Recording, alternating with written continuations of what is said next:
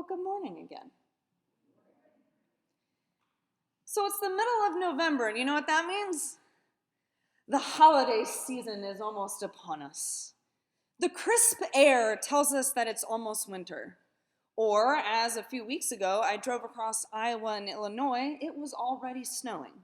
So winter is already here in some parts. Colorado just got about a foot of snow over the last day and a half. Have you ever heard the popular phrase, winter is coming? Like, even if you've never seen the HBO TV show Game of Thrones, where that's from, you maybe have heard it or seen it on social media posts or maybe in Target on a t-shirt. Winter is coming. It's a signature slogan from this show. It's an indication that danger is coming, actually. It's not a regular winter. It's not winter as we're used to, where there's just snow. But it's a winter that is filled with dangerous creatures, like the kind that comes from your worst nightmare. And so, winter is coming is a statement to stay vigilant, to keep perspective of what the real dangers are to come in this world. Like when a couple of the characters on the show would fight, or maybe two of the houses would be in a battle together and they would kind of lose their perspective. Someone would say, winter is coming, to remind them that we're on the same side when the ultimate dangers are to come. Well, folks, winter is coming. With the holiday season each year, it brings many things. It brings lots of family time. It brings feasts and presents and decorations and joy. It also brings a string of anxiety and depression for many people. The holiday time sees always a spike in mental health issues each year.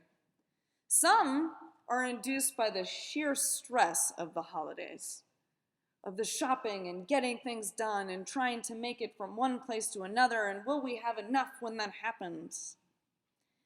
Some of it is anxiety that it gets induced by family time. Family gatherings can be very stressful and put strain on relationships in certain times of the year. And for some, a lack of family causes depression and anxiety. Maybe spending the holidays just kind of sitting with some memories from the past. And every year, this holiday season brings a spike in deaths, continuing to add to the level of depression of December. And just the normal seasonal depression that comes with winter, the lack of sunshine that we have. It's just a little tough. And that's just in a normal year. But it's 2020, guys. This holiday season may bring a whole string of things we're not even ready or prepared for yet. And maybe we can't even fully comprehend what this year's anxiety is even going to look like. Do we see family this year? The COVID spikes are already hitting. We have seen our rolling back of some of our protocols and stuff and our gatherings as we head into this winter season. Do we just stay home? Spend the holidays alone? What's the safe choice? What's best for us and our families? Many are also fearful for holiday gatherings that often clash in political opinions, and this year more than ever, it could be a rough year for some conversations. And you might think it might just be easiest to just bury ourselves in this fear, to get on the couch, cover ourselves in blankets, and just stay there until like April, right? See, we can often become slaves to our emotions, to that little voice in our heads that tells us what to think and to feel.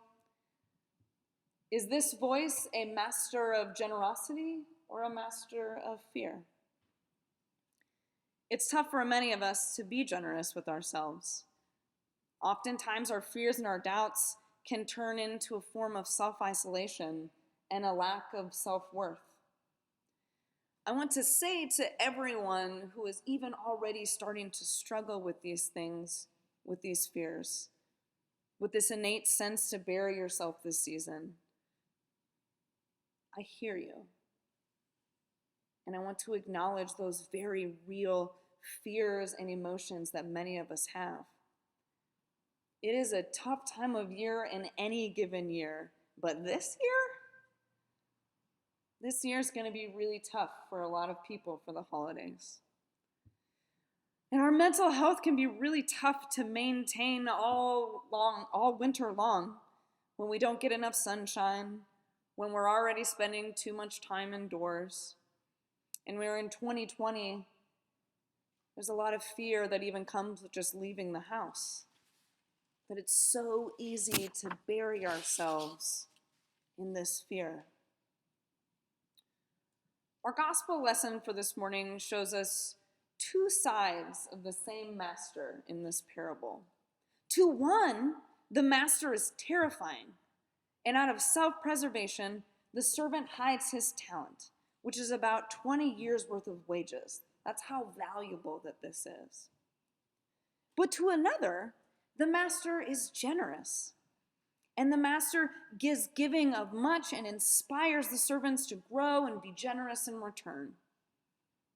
What each of them sees in the master is reflected of their own spirit, of either the fear or the joy that they are personally feeling, and projecting this onto what their experiences are.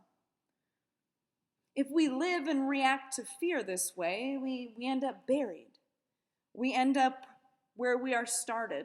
Or even worse, that little voice in our head can cast us out and make us feel like we are unworthy, like we have been cast into darkness. But what if? What if we try to be a little more generous with ourselves this winter? Like, we can't make the pandemic go away. And we can't change our family dynamics single-handedly. And we can't change the solar system so that we have more sunshine. I can't make the Baltimore Christmas Village open this year. But what if we could be a little kinder to ourselves? What are ways that we can take time to give ourselves some self-love this winter, this holiday season? Self-care is important to help manage our depression and anxiety. It's important to remember to be generous with ourselves. Because winter is coming. You can't control what is to come, but one thing you can control is what to do with yourself, how you treat yourself. Maybe this year, you splurge on you and get that new piece of home workout equipment that you've been wanting. Maybe a new book series. Maybe it's using the courage and making an appointment with a therapist this winter.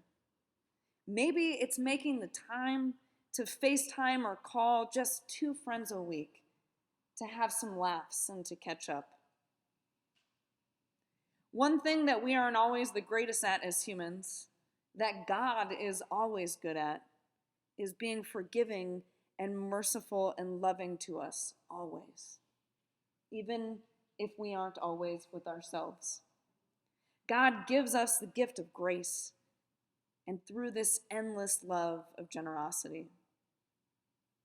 And always remember this: even if you can't get unburied, even if maybe that voice of fear is going to get you a little bit more than you want this year,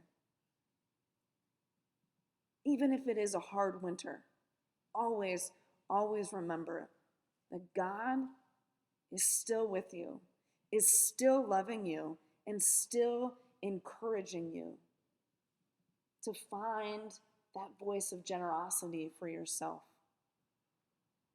Always. So winter is coming.